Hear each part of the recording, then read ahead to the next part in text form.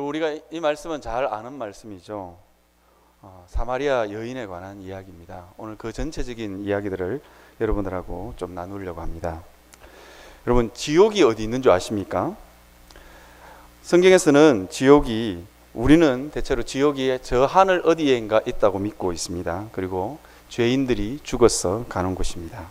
성경이 이렇게 말을 하고 있죠. 그런데 성경은 또 다른 한편으로 지옥은 아주 우리 가까이 있다, 그렇게 이야기합니다. 에베소서 2장 1절에 보니까 죄와 허물로 죽었다.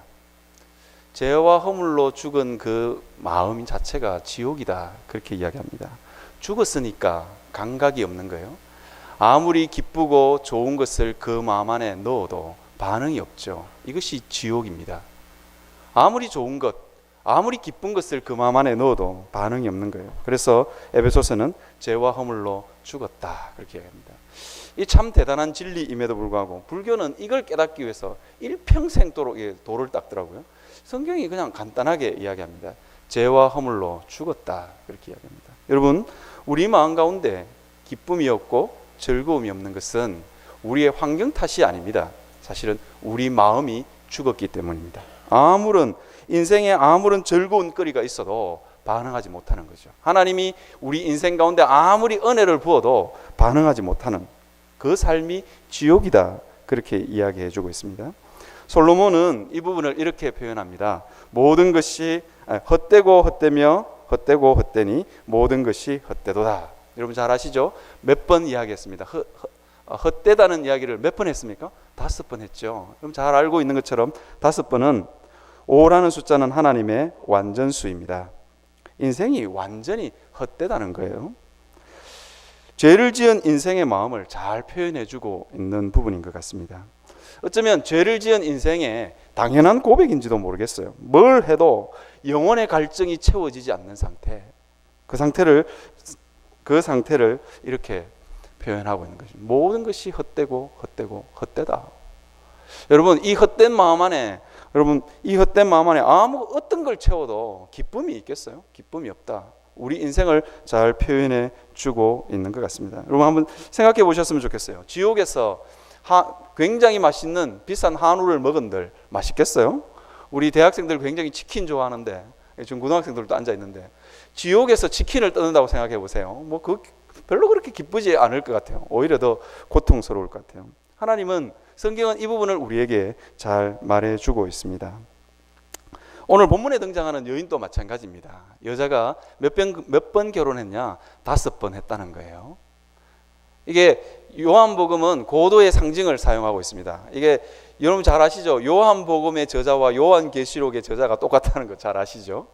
요한계시록이 굉장히 고도의 상징적인 숫자나 이런 부분의 상징을 사용하고 있는 것처럼 요한복음도 굉장히 상징을 사용하고 있죠. 여자가 5번 결혼을 했다. 할 만큼 해봤다는 거예요.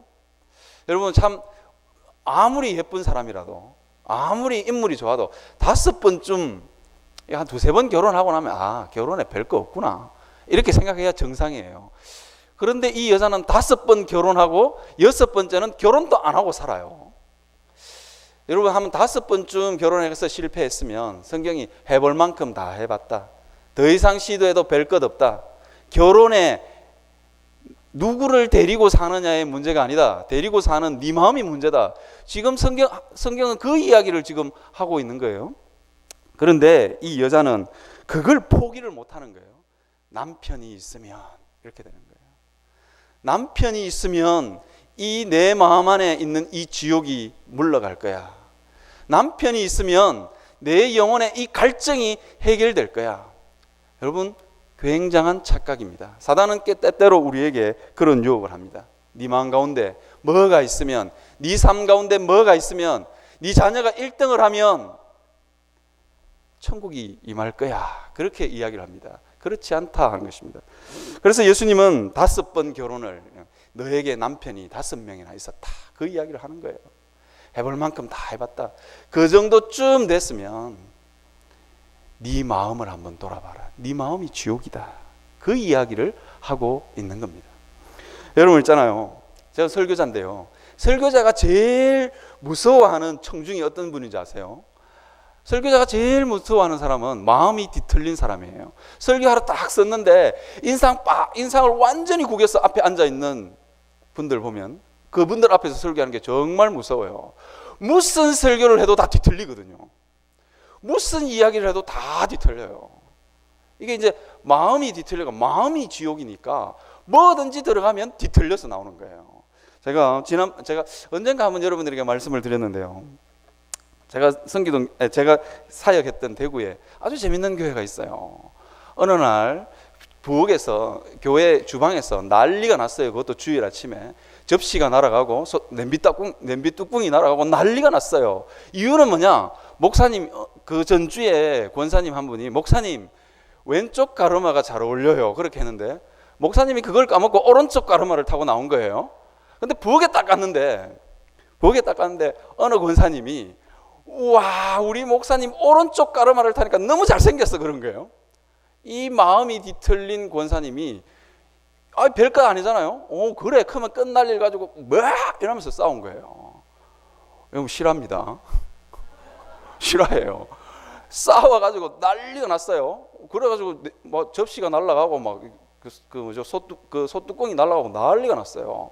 그럼 목사님이 가서 담임 목사님이 직접 가서 중재를 시켰어요. 다시는 싸우지 말라고. 그랬는데 그 다음 주에 목사님이 가르마를 탔는데 중간 가르마를 타고 나와가지고 다시 또 싸우면 내 머리 빡빡 밀어버릴 거라고. 이게 마음이 뒤틀리면 그러거든요. 그런데 제가 대구 갈 때마다 그 교회 어떻게 되나 한 번씩 그 부교육자들 불러서 묻거든요. 뭐라 그러냐니까 요즘은 권사님들이 합세를 해서 목사님 한번 빡빡 미는 거 한번 보자 이러면서. 그래가지고 그 부교육자 말로 우리 목사님 머리가 하나씩 두 개씩 빠지는 것 같다면서 빡빡 밀 필요도 없다면서. 여러분 있잖아요. 마음이 뒤틀리면, 마음이 고장나면 이런 현상이 일어나는 거예요. 여러분 있잖아요. 얼마나 목사님이 중간 가르마를 타고 탁 나와서 여러분 제발 싸우지 마십시오. 저 같으면 감동이 돼서 우리 목사님이 빡빡 밀든지 머리를 뭐 세우든지 어떻게 우리 목사님 이렇게 성도들을 사랑하실까? 어떻게 저렇게 유머 감각이 있으실까? 이럴 것 같은데 우리 목사님 빡빡 미는 거 한번 보자 이러면서 이거 이래 되면 골치 아픈 거예요. 왜? 이유는 간단합니다. 마음이 뒤틀리면 이런 현상이 일어나는 거예요. 교회가 시험에 들면 이런 현상이 일어나는 거예요. 왜? 자기 마음 안에 기쁨이 없기 때문입니다. 이 여자도 마찬가지입니다. 오래도록 수고했습니다. 남편을 5명이나 갈아치웠습니다. 이 여자가 갈아치운 건지 아니면 남편들이 이 여자를 버린 건지 성경은 정확하게 이야기를 하고 있지 않습니다. 어쨌거나 5명쯤 갈아치웠으면 저 같으면 혼자 산다 막 이럴 것 같은데 끝까지 미련을 버리지 못하는 겁니다. 6번째는 결혼도 하지 않고 불법적인 동거를 시작합니다. 이 여자는 우리가 인생을 살면서 내 스스로 이 영혼의 갈증을 해결하겠다, 내 스스로 이 마음의 지옥을 한번 몰아내 보겠다 하는 모든 노력과 수고는 우리 인생을 꼬아놓습니다. 점점 더 파멸의 길로 우리를 몰아갑니다. 이것이 여인의 삶입니다. 여인은 6번째 남자와 같이 살면서 그는 그 마을 밖으로 나올 수가 없었습니다. 모두 다 이 여자를 부정한 여자라 손가락질합니다. 거기 오늘 본문에 보면 이 여자가 물도로 온 시간이 제6시다 그렇게 표현하고 있습니다. 여러분 저는 이 시간이 약간 논쟁이 있어요. 이게 로마시냐 아니면 유대인들의 시간이냐 논쟁이 있지만 저는 여기서 이 본문을 전통적으로 해석합니다. 저는 이걸 유대인의 시각이라고 생각합니다. 유대인의 시각은 제6시는 정오 12시입니다. 왜 이 여자가 떼약볕이 내릴 때는 12시에 물 떠러 왔을까? 물 떠러 오는 건 선선할 때 떠러 가야 돼요. 요즘 여러분들 너무너무 더워서 12시에는 저는 되도록이면 안 움직입니다. 이게 교육자실에서 점심 먹으러 갈 때도 시켜라 이러면서 짜장면을 시키든지 냉면을 시켜라. 도저히 못 나가겠다 이러면서 있거든요. 근데 이 여자는 12시에 물동이를 짊어지고 물 떠러 왔다는 거예요. 이유가 뭐냐? 사람들의 낯을 피해서입니다. 이 여자가 자기 스스로 자기 마음 안에 지옥을 한번 몰아내려고 하는 순간 인생은 더 꼬입니다. 이 여인 스스로도 죄책감에 빠져들기 시작하죠. 나는 더럽고 부정한 여자야. 이 죄책감에 그녀는 헤어나올 수 없었던 것입니다. 여러분, 우리가 인생을 한번 잘 들여다봐야 됩니다. 전도서는 이렇게 이야기합니다. 해 아래 인생들의 수고는 해 아래 인생들의 모든 수고는 괴로움만 더할 뿐이다. 그렇게 이야기합니다. 그런데 우리는 내가 가진 방법을 포기하는 게 참 어려워요. 내 마음 안에 천국을 보장받기 위해서 내 방법을 포기하는 것. 이 여자가 5번쯤 결혼하고도 6번째 또 결혼하는 걸 보면 참 어리석기 짝이 없지만 여러분, 우리 인생들이 그래요. 내가 가지고 있는 이 방법을 포기하는 게 굉장히 어렵고 힘듭니다. 그래서 인생들의 수고, 우리는 끊임없이 이 수고의 길을 가려고 합니다. 솔로몬이 잘 지적한 것처럼 끊임없이 괴로움을 더함에도 불구하고 나는 이거 붙들고 간다는 거예요. 그게 썩은 동아줄이라도 좋다. 나는 뭐든지 움켜쥐고 있어야 된다. 이게 인생들의 고백입니다. 여러분, 이거 우리가 잘 한번 묵상해보고 생각해봤으면 좋겠습니다. 성경에 보면, 구약 성경에 보면 레아라는 여자가 나옵니다. 잘 아시죠? 야곱의 첫 번째 와이프입니다. 이 레아라는 여자는 오늘 성경 본문에 등장하는 것처럼 남편에 대한 사랑이 늘 그리웠던 사람입니다. 왜냐하면 이유는 간단합니다. 자기 남편 야곱이 라헬을 더 사랑하는 거예요. 이게 여인의 질투심, 여자가 하늘 품으면 온유를 해도 서리가 내린다 그러잖아요. 그것 때문에 남편의 사랑을 늘 갈구하던 여자였습니다.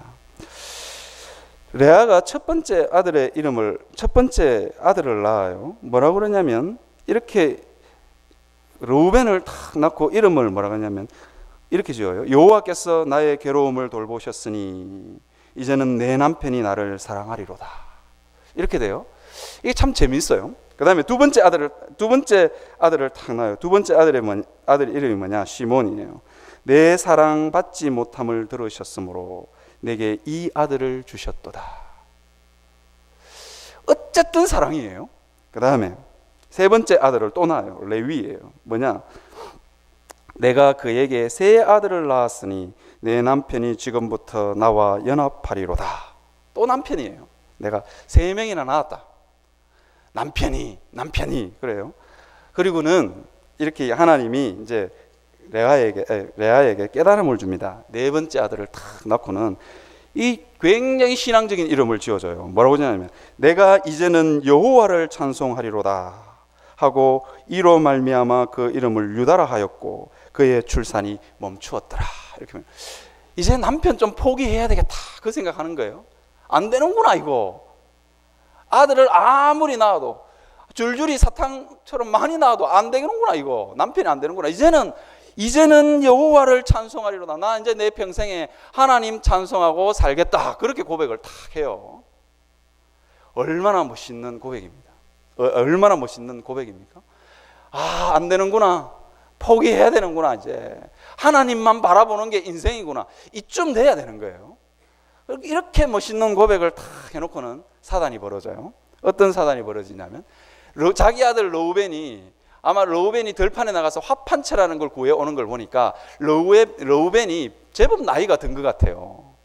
제법 나이가 들어서 이제는 좀 늙은 것 같아요. 이제는 이게 이제 나이가 들면서 점점 시기심과 질투가 점점 사라져 가야 되는데 화판채를 딱 보는 순간 라헬이 화판채를 탐내는 거예요. 와, 저거 뺏들어야 되겠다. 저거 주고 남편을 다시 한번 사야 되겠다. 이 생각을 하는 거예요. 그래 놓고는 또 이제는 5번째 아들을 낳아요. 5번째, 참 잘 놓죠. 5번째를 탁 넣으면서 이렇게 이야기해요. 내가 내 시녀를 내 남편에게 주었으므로 하나님이 내게 그 값을 주셨다. 그리고는 이사가리라 이런 걸 했어요. 어쨌든 남편이에요. 이제는 여호와를 찬송하며 살리라 그래 놓고는 다시 딱 돌아와서 남편이 그렇게 되는 거예요. 또 남편이 이렇게 되는 거예요. 내 남편을 내게 주셨다. 이제는 이제 5명이나 낳았으니까 남편이 내 사랑할 거야. 이제 그렇게 된 거예요. 그래도 야곱의 마음은 일편단심, 꼼짝도 안 합니다. 그리고는 뭐라고 이야기하냐면, 그리고는 또 낳아요. 또 많이 더 넣죠. 6째 아들 스불론을 낳아요. 이렇게 고백합니다. 하나님이 내게 후한 선물을 주시도다. 내가 남편에게 6 아들을 낳았으니 이제는 그가 나와 함께 살리라 하고 그 이름을 스불론이라 이렇게 지어요. 여러분, 인생이 얼마나 이 집착하는지 볼 수 있죠. 하나님께서는 이 레아에게 선물을 주셨어요. 레아에게 선물을 주신 뭐냐, 남편의 사랑이 없으면 하나님 사랑 가지고 살아라, 그렇게 선물을 주셨어요. 그런데 이게 안 되는 거예요.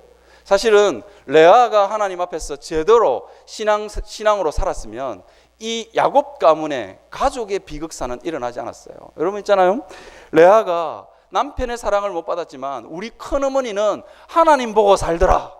그렇게 됐으면 형제간에 서로 싸우고 막 난리를 쳤겠어요? 우리 큰어머니만 보면 고개가 숙여져. 아버지의 사랑을 전혀 받지 못하지만 하나님 사랑으로 충만하더라. 우리 어머니를 보면 하나님 사랑 받아서 얼굴이 달덩이 같더라. 이렇게 돼야 되는 거예요. 그런데 그게 안 되니까 어떤 일이 벌어지냐, 로벤이 어떤 일이 벌어지냐, 로벤이 아버지의 첩 빌하를 범하죠. 이 성적인 문제들이 이 가정에 일어나는 거예요. 끊임없이 시기하고 남편이 그러면서 사모했던 합판체를 놓고 막 큰어머니하고 작은어머니하고 싸워대니까 로벤이 가만 보고 있다가, 참 웃기는 거죠. 자기 아들 낳아놓고, 여러분 합판체가 뭔지 아시죠? 성적인 체험제예요. 이거 놓고 싸워 사니까 그게 굉장히 중요한 거구나, 이렇게 된 거예요. 그러니까 비라를 범하게 되는 거죠. 그리고 이 어머니와 아버지의 불화 가운데서 자란 2 아들 시몬과 레위는 잔혹하기 짝이 없습니다. 나중에 야곱이 창세기 49장에서 축복을 하는데 2 아들의 축복은 빼버려요. 너무 잔혹했어. 도저히 축복을 해줄 수가 없는 거예요. 너무 잔혹했어. 이 시몬과 레위가 옆에 있는 부족들을 이게 전멸시키는데 완전히 그냥 씨도 안 남기고 다 쓸어버리는 거예요. 너무 잔혹한 거예요. 그 성격의 포악함이 어디서 나왔느냐, 레아가 신앙으로 살지 못했기 때문입니다. 하나님이 비전을 주셨어요. 이제는 여호와를 찬송하며 살리라. 내 마음이 지옥 같지만 지옥 같은 이 내 마음에 끊임없는 남편을 향한 갈증들이 있지만 그 갈증을 하나님으로 채우리라. 그렇게 고백하고 살아야 되는데 그렇게 고백하며 살지 않으니까 가족 사이에 비극이 일어나는 거예요. 여러분, 우리가 우리 인생과 삶의 문제, 내 영혼의 갈증과 내 영혼에 채워지지 않는 허무함과 내 영혼이 지옥 같은 이 삶을 해결해 주실 리가 누구냐? 예수 그리스도입니다. 예수 그리스도 앞에 그거 문제를 들고 나가야 돼요. 내가 하려고 하는 모든 것들은 다 고장납니다. 저는 가끔씩 우리 집에 우리 아들이 컴퓨터를 완전히 망가 놓을 때가 있어요. 자기가 고친다고 하면 할수록 더 망가져서 나중에는 진짜 기술자에게 넘겨야 되는 아주 황당한 일이 벌어져요. 여러분, 우리는 우리 인생을 우리가 만들지 않았잖아요. 우리 마음을 우리가 만들지 않았잖아요. 그죠? 그런데 우리는 끊임없이 내가 고치리라 이러고 사는 거예요. 고치면 고칠수록 망가지는 거예요. 왜? 내가 설계하지 않았기 때문입니다. 이 여인의 삶이 그러했습니다. 우리가 이런 부분을 한번 생각해보고 묵상해보고, 하나님이 내게 주시지 않는, 내 삶 가운데 주시지 않는 것은 이유가 있습니다. 그것이 있으면 하나님을 더 사모하지 못할 것 같기 때문에, 그것이 있으면 하나님의 더 큰 은혜를 사모하지 못할 것 같기 때문에 안 주시는 거예요. 어느 분이 이렇게 기도했대요.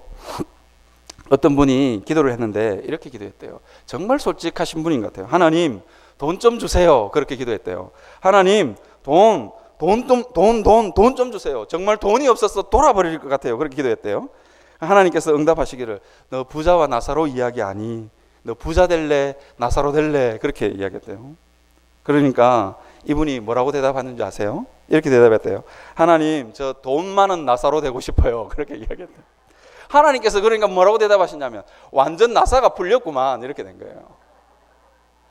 완전 나사가 풀린 거예요. 여러분, 우리는 때때로 하나님이 우리의 인생과 삶에 주시지 않는 것이 있다면 이유가 있는 거예요. 여인의 삶 가운데 왜 주시지 않느냐? 주시지 않을 만한 이유가 있고, 그것으로 말미암아 더 큰 은혜를 사모하라고요. 사도 바울이 하나님 앞에 간절하게 기도합니다. 하나님, 내 이 육체의 가시를 제하여 주십시오.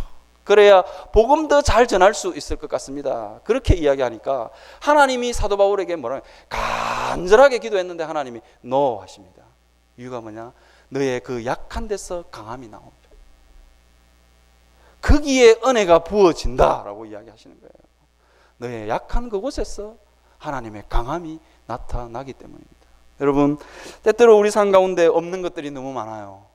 우리 삶 가운데 이 여인의 삶처럼 내 마음이 때때로 지옥 같기도 하고 없는 게 너무 많아. 옆에 있는 성도를 보면 없는 게 너무 많아. 옆에 있는 성도는 아들도 잘생겼고 아들도 공부도 잘하고 남편도 잘 나가고 있는 거 너무너무 많아요. 우리는 늘 그렇게 비교하며 살지만 하나님이 그것 안 주신 건 하나님이 더 큰 하나님으로 만족해 하기 위해서다. 여러분, 그 고백을 하며 살아갈 수 있는 여러분 되시기를 바랍니다. 그런데 인생들이 이 고백, 제가 여러분들에게 그렇게 말씀드렸지만 그 고백하며 살기가 쉽지가 않아요. 이 여자가 남편 그러면서 이제는 불법을 동원해서 6번째 남편까지 동거남을 취하듯이 쉽지가 않아요. 그래서 오늘 본문은 우리에게 뭐라고 이야기하냐면 쉽게 우리의 고집과 우리의 아집이 꺾이지 않습니다. 그래서 오늘 본문에 보면 뭐라고 이야기하냐면 그게 잘 안 되니까. 여러분, 오늘 갑자기 이 여자가 남편 이야기를 하고 그 다음에 영혼의 갈증을 해결할 수 있는 생수 이야기를 하다가 갑자기 말을 돌려요. 예수님 뭐라고 이야기하냐면 예배에 대해서 말을 돌려요. 뭐라 그러냐면 20절에 보면 우리 조상들은 이 산에서 예배했는데 당신들의 말은 예배할 곳이 예루살렘에 있다 하더이다. 그렇게 되는 거예요. 아니, 이제까지 남편 이야기 잘하고 있다가 남편이 6명이다 그러니까 주님 당신은 선지자십니다 이렇게 이야기하다 있다가 갑자기 말을 돌려요. 어디서 예배할까요? 굉장히 엉뚱한 질문이죠. 주님 어디서 예배해야 됩니까? 그렇게 이야기합니다. 제가 만약에 예수님이라면 논점을 일단 하지 말고 네 남편 있잖아 그거 회개해야 돼 그렇게 이야기해야 될 것 같은데 예수님은 그렇게 이야기하지 않습니다. 예배의 문제로 다시 넘어갑니다. 본문을 묵상하면서 왜 예수님이 예배의 문제로 이야기했을까요? 여러분, 예배의 본질이 뭡니까? 예배의 본질은 나로 굴복하는 것입니다. 내 고집을 꺾는 것입니다. 내가 생각하기에 가장 좋은 방법이 있지만 하나님의 방법이 더 좋은 방법입니다. 내 고집과 아집과 내 생각을 꺾는 것이 예배입니다. 여러분, 그것이 되지 않으면 우리가 예배를 드릴 그것이 예배의 본질입니다. 예수 처음 믿을 때 여러분 1시간의 시간을 하나님께 내는 것 쉽지 않습니다. 교회 가서 앉아 있는 건 무슨 의미가 있나 그런 생각이 듭니다. 그러나 그 생각을 꺾고 교회 앞으로 나와야죠. 이게 예배의 본질은 하나님 앞에서 자기 생각을 꺾는 것입니다. 이 여자의 표현을 빌린다면 정말로 예배할 때가 온다. 네가 지금 진짜로 의지하고 있는 남편 하는 그거 끊을 날이 온다. 그걸 꺾일 날이 온다. 그렇게 지금 이야기하고 있는 것입니다. 어떻게 꺾을까? 예수님께서 굉장히 의미심장한 대답을 합니다. 그게 뭐냐면 진리, 하나님은 영이시니 예배하는 자가 영과 진리로 예배할지니라. 그렇게 되어 있습니다. 도대체 영과 진리로 예배하는 게 뭐냐? 우리가 그 마음을 내 고집과 내 아집, 내 생각을 꺾는 것, 뒤틀린 인생들은 끝까지 뒤틀리게 가는 거예요. 그런데 그걸 어떻게 꺾을 수 있냐? 그 길에서 어떻게 돌이킬 수 있느냐? 내가 틀렸군 하고 어떻게 돌이킬 수 있느냐? 그것은 성령께서 우리 마음 가운데 오실 때 가능합니다. 여러분, 그래서 오늘 뭐냐면 예배를 드리는데 어떻게 드려라? 뭐냐면 영과 진리로 드려라. 그렇게 합니다. 저는 오늘 이 설교를 준비하면서 영어로 예배 드리는 건 뭔지 알겠어요. 어디선가가 다른 힘이 내게 오는 것 같아요. 저는 가끔씩 예배 드리면서 아니면 찬양하면서 아니면 기도회를 인도하면서 외부에서 다른 힘이 온다는 걸 느낄 때가 종종 있어요. 외부에서 다른 힘이 온다. 성령이죠. 근데 오늘 진리로 예배하는 게 뭘까? 제가 참 많이 고민을 했습니다. 제가 그래서 5만 주석을 다 뒤져봤어요. 도대체 진리로 예배하는 건 뭘까? 진리로 예배하는 건 하나님 앞에 범죄하지 않는 걸까? 내 마음을 깨끗하게 해서 가는 걸까? 그것도 좀 아닌 것 같아요. 왜냐하면 그게 자기 의가 되기 때문입니다. 도대체 진리가 뭘까? 이 요한복음에서 말하는 진리로 예배하는 게 뭘까? 여러분들 굉장히, 저도 이 설교를 굉장히 많이, 이 본문으로 설교를 굉장히 많이 들었어요. 한 번도 저는 진리로 예배하는 것에 대해서는 고민을 안 해봤어요. 진리로 예배하는 게 뭘까? 여러 가지 주석들을 많이 뒤져봤어요. 대부분의 주석들이 다 얼렁뚱땅 다 넘어갔더라고요. 그래서 고민을 하다가 도대체 진리로 예배하는 게 뭘까? 그걸 한번 고민을 해봤어요. 여러분, 이 땅에 진리가 있을까요? 철학자 데카르트는 그렇게 이야기했다 그래요. 철학자 데카르트는 나는 생각한다, 고로 존재한다, 뭐 이런 이야기를 했다 그래요. 이 땅에 아무리 봐도 진리가 없고 생각하는 내가 있는, 생각을 내가 머리를 막 진리를 찾아 생각을 막 돌리고 있는 걸 보니까 나는 존재한다. 이게 진리인 것 같다. 그렇게 이야기한 것 같아요. 진리가 뭐냐? 우리는 한번 잘 생각해 봐야 됩니다. 진리가 뭐냐? 성령께서 우리 마음 가운데 오시면 어떻게 하시느냐? 우리를 하나님 앞으로 인도합니다. 거룩하신 하나님 앞으로 인도합니다. 그리고 성령께서는 우리로 하여금 회개케 하십니다. 회개케 하시고 나서 성령께서는 우리로 하여금 누구를 바라보게 하시느냐? 예수 그리스도를 바라보게 하십니다. 내가 날마다 예수 그리스도의 십자가를 바라본다. 고로 나는 존재한답니다. 이것만이 진리입니다. 그래서 요한복음에 보면 이 진리를 뭐라고 표현하고 있냐면 진리가 너희를 자유케 하리라 그렇게 이야기합니다. 또 다른 본문에 또 다른 저 요한복음 뒤편에 가면 뭐라고 표현하느냐 이렇게 진리의 성령이 오실 때에 그가 나를 증언하실 것이요 그렇게 이야기합니다. 진리가 뭐냐? 성령께서 오시면 진리가 뭐냐? 나는 죄인이고 도저히 하나님 앞에 나아갈 수 없는 죄인인데 예수 그리스도를 바라보게 하시는 겁니다. 이게 진리입니다. 그래서 예수 그리스도 안에는 은혜와 진리가 충만하더라. 우리는 예수 그리스도를 통해서 다른 건 다 이 땅에 뭐 진리가 있겠어요? 아무것도 없지만 딱 하나 진리가 있는데 그 예수 그리스도가 나를 사랑하시고 그 예수 그리스도가 나를 위해서 십자가에서 죽으신 것, 그래서 그 사랑을 확정하신 것, 이게 진리입니다. 우리가 그 믿음을 가지고 하나님 앞에 나아가는 것, 이게 영과 진리로 영과 진리로 예배하는 겁니다. 누가 이 일을 하시느냐? 성령께서 우리의 고집과 생각과 내가 옳다고 하는 모든 것을 다 꺾고 하나님 앞에 나아가게 하십니다.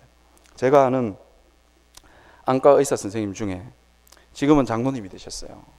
이렇게 이야기를 하더라고요.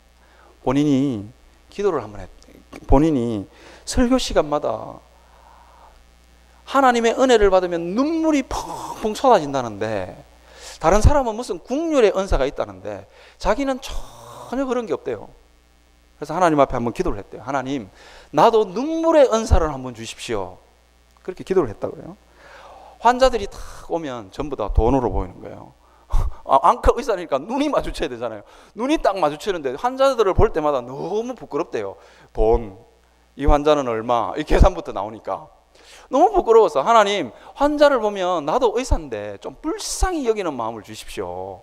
그래서 눈물의 은사를 한번 부어주십시오. 그렇게 기도를 딱 했는데 하나님께서 진짜 눈물의 은사를 부으신 거예요. 근데 진료를 딱 하다가 환자 보고 탁 돌아서 가지고 어디가 이러면 막 아자까지만 나오면 눈물이 확 쏟아진다는 거예요. 그래서 진료를 못하고, 이건 싫어합니다. 이것도 진료를 못하고 다른 자기 방에 갔다가 한참 눈물을 다 빼고 그리고 와서 진료를 오신다 그러더라고요. 견딜 수가 없었어. 환자만 보면 어디가 이러면 막 그냥 눈물이 줄 흐르니까. 그래서 도저히 안 돼서 하나님, 이것 좀 거두어 가주세요. 하나님, 환자를 못 보겠어요. 환자를. 그래서 자기가 안과 의사니까 이러더라고요. 눈물샘이 이 엄지 손톱만 하대요. 자기 말로는 이렇게 이야기하더라고요. 그 조그만한 눈물샘에 그렇게 많은 눈물이 들어있는 건 자기가 안과 의사지만 처음 알았대요. 와, 정말 진실한 고백인 것 같아요. 그러면서 이분이 뭘 깨달았냐? 하나님도 나를 보시면서 그렇지 않겠냐? 누구야 하고 부르는데 나를 보면 눈물이 줄줄 흐르지 않겠냐? 이게 그러니까 어떤 일이 벌어지냐? 하나님 성전에 와서 예배 드리는 게 너무 좋더래요. 하나님이 내를 보면서 허물도 많고 죄도 많고 고집도 세고, 그런데 하나님이 그걸 체험하시는데 어디 이라는데 뭐 그냥 눈물이 줄 흐르니까 하나님 나를 부르실 때 누구야? 그 장로님 중간에 이름이 성자예요. 성이라면 눈물이 후루룩 난다고 생각하니까 예배하는 게 너무 좋고 예배하는 게 너무 기쁨이 되더라는 거예요. 이게 진리와 성령으로 예배드리는 겁니다. 하나님이 나를 그렇게 바라보지 않겠냐는 거예요. 여러분, 영과 성령과 진리로 예배하는 게 이런 거예요. 예수 그리스도의 십자가가 기억나고 예수 그리스도의 그 사랑하심이 기억나고, 그래서 너무너무 감사한 상태. 이것이 성령께 드려지는 예배입니다. 여러분, 이게 어떻게 가능하냐? 이게 어떻게 가능하냐? 우리는 이게 어떻게 가능하냐의 문제를 놓고 어디로 돌아가냐? 오늘 이 본문에 등장하는 이 물동이를 버려두고 사마리아 여인이 동네로 쫓아가잖아요. 자기를 왕따시켰고 자기를 향해서 비난했던 그 동네 사람들을 향하여 달려 내려갑니다. 수가라는 성으로 달려 내려갑니다. 이 기쁨을 어떻게 누릴 수 있냐? 성령으로 말미암아 가능한데 우리는 어떻게 해서 성령을 누릴 수 있느냐? 니고데모가 오늘 지난주에 봤던 본문의 앞쪽에 니고데모가 이런 질문합니다. 물과 성령으로 거듭나지 아니하면, 그렇게 이야기합니다. 예수님이 니고데모에게 그렇게 이야기하니까 뭐라고 이야기하냐면, 니고데모가 이 거듭난다, 이것은 어떤 뜻이냐면 완전히 마음이 새롭게 바뀐다, 그런 뜻이에요. 그냥 조금 개선되는 게 아니고 완전히 우리 마음 존재 자체가 완전히 그냥 바뀌어 버리는 거예요. 그러면 그 의사 선생님처럼 환자만 보면 돈인데 이러면 막 눈물이 줄줄 흐르듯이 완전히 마음이 바뀌는 상태예요. 그게 어떻게 가능하냐? 성령으로 가능한 거예요. 성령이 어떻게 오시냐? 니고데모가 이렇게 묻는 거예요. 어찌 그런 일이 있을 수 있겠나이까? 어찌 그런 일이 있을 수 있나이까? 이렇게 대답합니다. 바람이 임의를 불매 어디서 왔다가 어디로 가는지 모르는 게 성령인데 성령이 언제 올지 어떻게 압니까? 그렇게 이야기합니다. 그러니까 예수님이 이렇게 이야기해요. 뭐라고 이야기하냐면, 우리 지난주에 봤던 부분인데 뭐라고 했냐면, 모세가 광야에서 뱀을 든 것 같이 인자도 들려야 하리라, 그렇게 이야기합니다. 어떻게 하느냐? 모세가 광야에서 뱀을 든 것 같이 인자도 들려야 하리라, 그렇게 이야기합니다. 들리는 게 뭐냐? 우리가 날마다 예수 그리스도를 바라보는, 내가 내 마음에 허물이 있을 때마다 예수 그리스도를 바라보는 거예요. 우리 마음에 우울함이 찾아오고 헛되고 헛된 그 마음이 찾아올 때마다, 내 마음이 지옥일 때마다 예수 그리스도를 바라보는 거예요. 주님, 이것 해결해 주십시오. 내 마음 가운데도 기쁨의 생수가 하나님 한번 흘러나게 해 주십시오. 사모하고 또 사모하는 겁니다. 이것 외에 다른 방법이 없다. 예수 그리스도를 바라보는 거예요. 주님, 나를 위해서 십자가를 지셨지요. 그리고 나를 사랑하시지요. 나를 보시면서 내 이름을 부를 때마다 하나님 너무너무 아프시죠. 눈물을 흘리시는 그 하나님 앞에 우리가 간구하는 거예요. 주님, 나에게도 이 기쁨을 허락하여 주시옵소서. 여인처럼 여전히 제 삶도 메마릅니다. 주님, 허락해 주시옵소서. 여러분, 그렇게 날마다 사모하며 살아갈 수 있는 여러분들 되셨으면 좋겠습니다.